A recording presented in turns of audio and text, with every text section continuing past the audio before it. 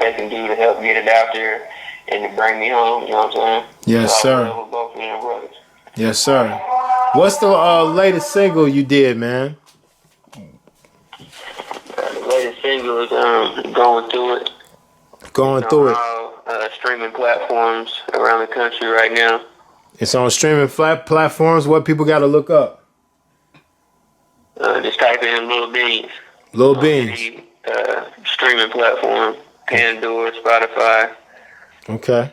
Whatever. And the song is Going Through It. What you talking about in that song? You know what I'm saying? When it started out, it's with the police detectives, homicide detectives, when they came and charged me with the double homicide and informing me that my brother-in-law had turned state and was lying on me, and some other people in my inner circle had turned, and it let me know that this was capital murders and I'd be facing the death penalty. Whoa, damn.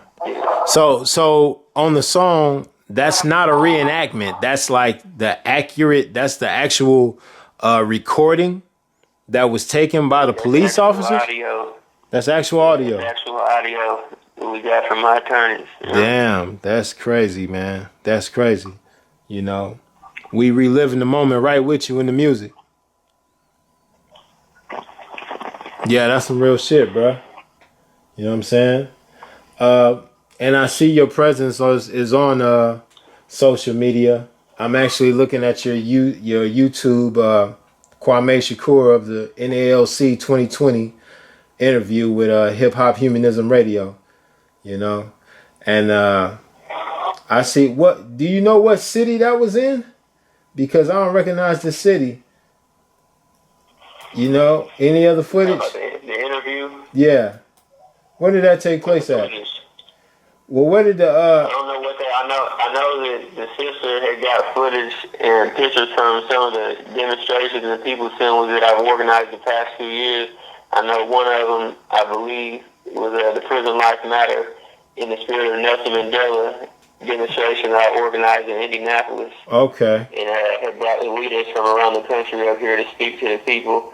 And then I believe she also has footage on there of the New African People's Assemblies in Terre Haute the past couple of years.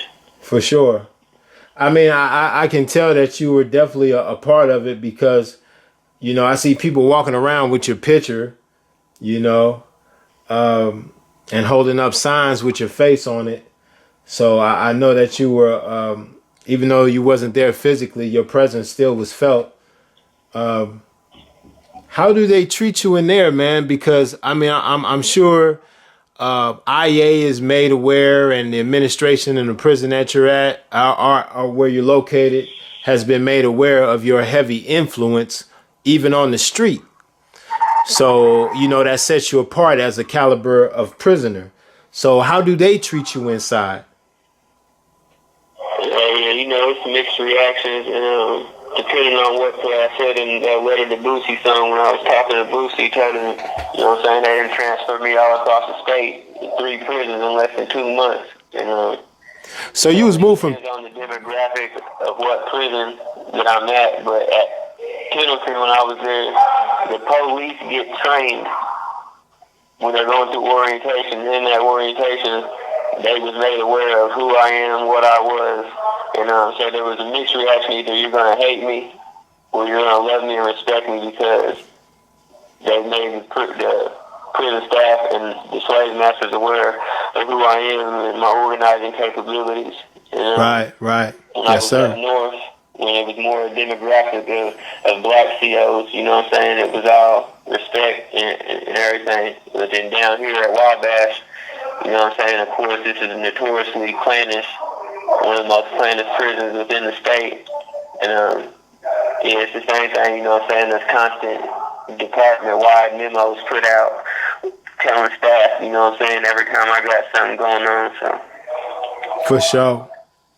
I mean, that's real, man. But either way, whether they love you or hate you, they all gonna have to respect you because they know you still make things happen, you know, and they know that you got a force behind you that's rocking with you from actual New York to California and majority of places in between.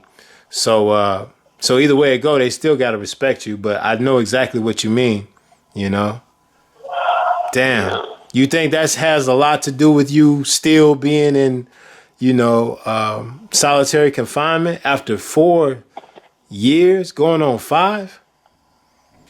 Yeah, and it's 100% is, you know what I'm saying? Even when you go back to me being initially charged and sent to lockup, at one point I did 3 years in the hole. And within that 3 years, an individual had came to lockup 3 different times for stabbing 3 different people and was sent back to population. Wow. I'm serving time back to back to back, you know what I'm saying? Where when you first come to lockup, you do what's called DS, disciplinary segregation, which is your sentence. If they give you 3 months in the hole, 6 months, or a year, you do that time, and then you go back to population. You have 1 minute remaining. But what's been happening with me is when my DS time is up, the state and internal affairs says, we feel that you're a threat to the safety and security of this facility, so we're going to keep you on lockup, even though you've done nothing else wrong past your lockup time. Or when it's time for me to get off, they create problems, falsify write-ups, just to keep me on lockup. Right. They're coming to agitate me, forcing me to put my hands on them and catch assaults on staff. Exactly. Yeah. You know, I ain't going. For sure, man. They cutting us off in time. But we're going to have to get together and do this again, man, because we touched a lot, but there's still a lot of issues that we barely scratched the surface. Yeah, we definitely got to get the word out there and keep doing this, raising the consciousness and awareness of the people. Yes, sir. But it's all love, bro. I appreciate you giving me the opportunity. All love, bro. And speak to you and the people. We getting this message out there. Thank you for using GTL. Mm-hmm.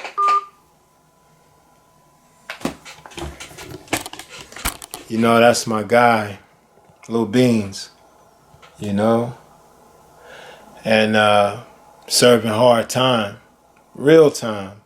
This ain't a movie. This is real life. Things really happen in there.